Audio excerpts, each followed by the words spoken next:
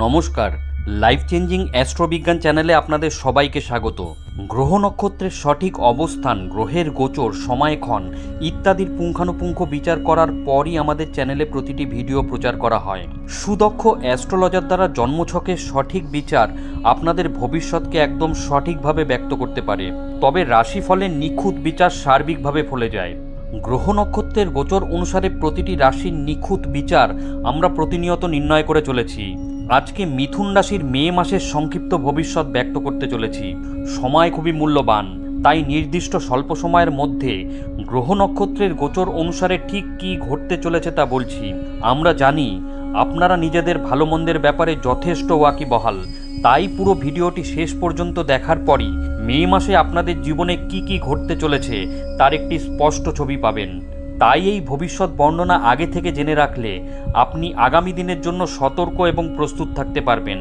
মে মাসে মিথুন রাশির জাতক জাতিকাদের কেরিয়ারে নানান সমস্যা দেখা দিলেও আর্থিক জীবনে স্বস্তি থাকবে। পাশাপাশি প্রেম ও দাম্পত্য জীবনের জন্য এই মাসটি খুব ভালো। মিথুন রাশির জাতক জাতিকাদের নিজের পরিবার ও কাজে বিশেষ মনোনিবেশ করতে হবে। আর্থিক চ্যালেঞ্জের আনাগোনা লেগে থাকবে। অর্থ আগমন যাতে ভালোভাবে হয় সেই দিকে লক্ষ্য রাখতে হবে। ব্যবসায় উন্নতির প্রবল সম্ভাবনা রয়েছে। ব্যবসায় পুরনো সমস্যা দূর হবে। সমাজের প্রভাবশালী ব্যক্তিদের সঙ্গে মেলামেশা বাড়বে। প্রেম সম্পর্কের জন্য সময় অনুকূল। দাম্পত্য জীবন সুখে কাটবে, তবে মাসের শেষের দিকে স্বাস্থ্য কিছুটা দুর্বল হবে। বিদেশ যাত্রার জন্য সময় অনুকূল। মে মাসে মিথুন রাশির জাতক জাতিকাদের জীবনে আর কি কি ঘটতে চলেছে।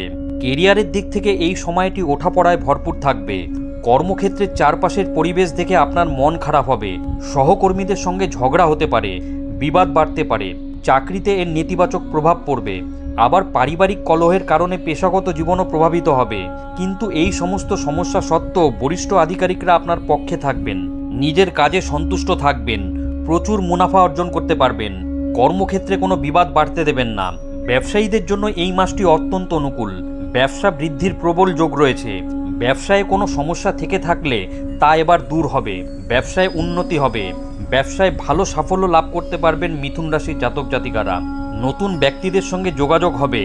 ব্যবসায়ের জন্য মিথুন রাশির জাতক জাতিকাদের মে মাসটি অত্যন্ত অনুকূল। জ্যোতিষ গণনা অনুসারে আর্থিক দিক থেকে মে মাসের সূচনা মিথুন রাশির জাতক জাতিকাদের জন্য অনুকূল। আপনাদের আর্থিক পরিস্থিতি প্রবল হবে। একাধিক উৎস থেকে ধন লাভ করতে পারবেন এই রাশির জাতক জাতিকারা। ব্যবসায় ধন বৃদ্ধির যোগ রয়েছে। আবার চাকরিজীবীরাও এই সময় অর্থ লাভ করতে পারবেন।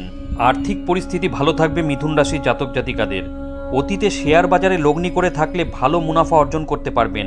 ব্যয় নিয়ন্ত্রণে থাকবে, তবে মাসের মাঝামাঝি সময়ে গ্রহগতির জেরে ব্যয় বাড়তে শুরু করবে। অত্যাবশ্যক ব্যয় প্রকাশ্যে আসবে, যা এড়িয়ে যাওয়া আপনার পক্ষে সম্ভব হবে না। তবে নিজের প্রতিভা ও পরিশ্রমের জোরে আর্থিক সাফল্য লাভ করতে পারবেন।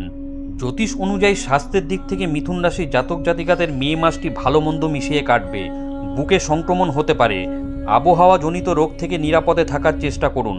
বড় কোনো স্বাস্থ্য সমস্যা থাকলে শল্য চিকিৎসার মাধ্যমে তা থেকে মুক্তি পেতে পারেন। মে মাসে মিথুন রাশির জাতক জাতিকাদের প্রেম জীবনে রোম্যান্স থাকবে।